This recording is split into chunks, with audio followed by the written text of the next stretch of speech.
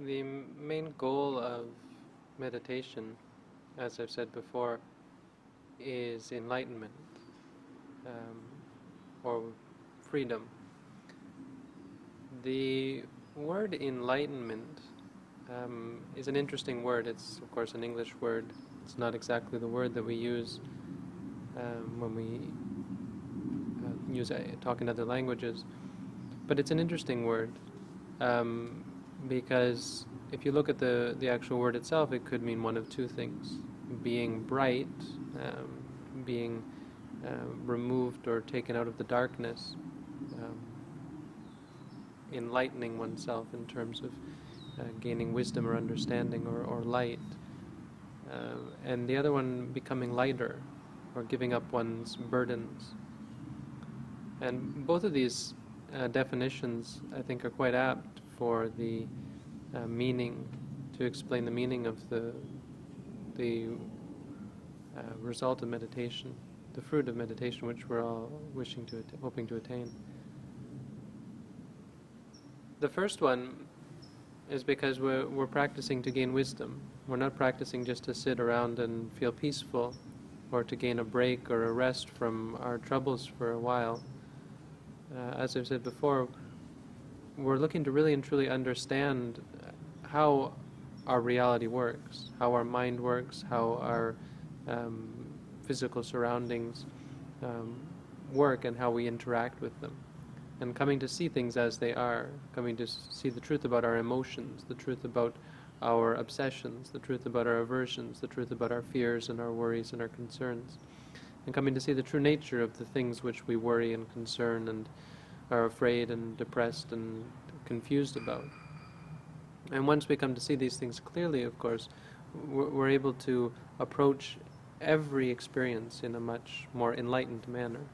It's like, it feels like, or it appears to the meditator as something akin to a person coming out of a dark room, where before they were in total darkness. They were living their lives bumping into things, going around like a person in a dark room or a person blindfolded.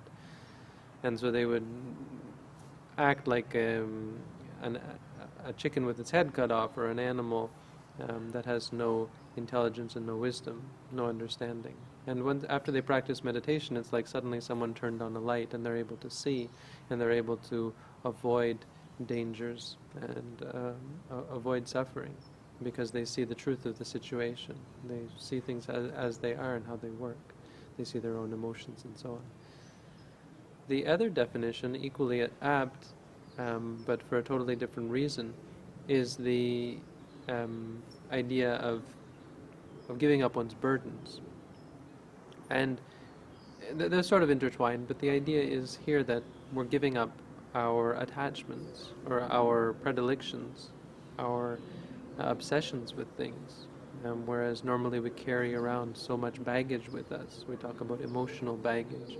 But we can also think of all of our physical possessions and the people and the places and the things which we cling to as a kind of a baggage or a burden that we have to carry around and care for and obsess about. If we take even just the body, we're spending all of our time grooming and cleaning and fussing over our body, making sure that it's in perfect health, in perfect condition, perfect weight, perfect color, and so on, even to the point of our hair and our clothes and so on. We have to decorate ourselves out. It becomes a real burden. It's something that we have to worry and fret over and stress over.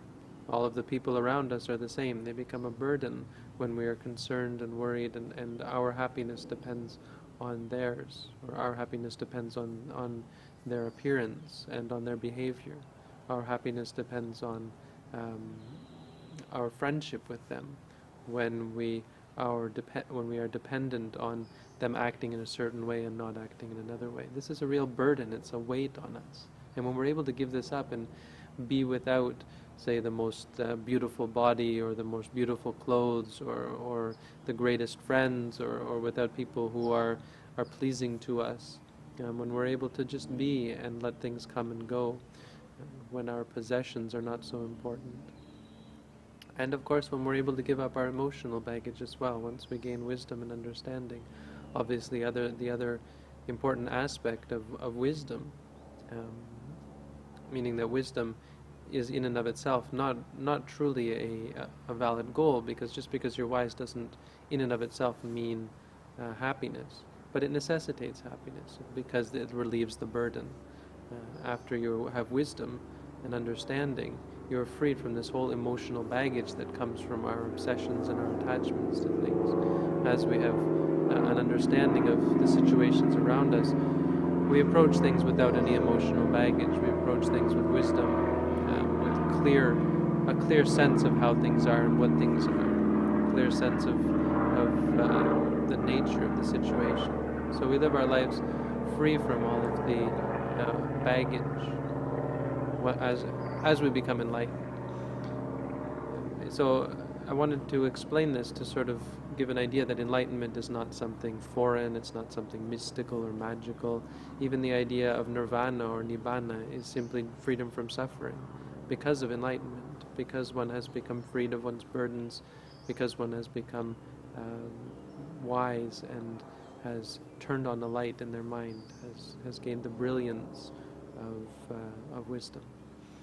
It's something that comes from simply observing, simply watching, learning, looking deeper, and looking in a clear, empirical, experimental way, where we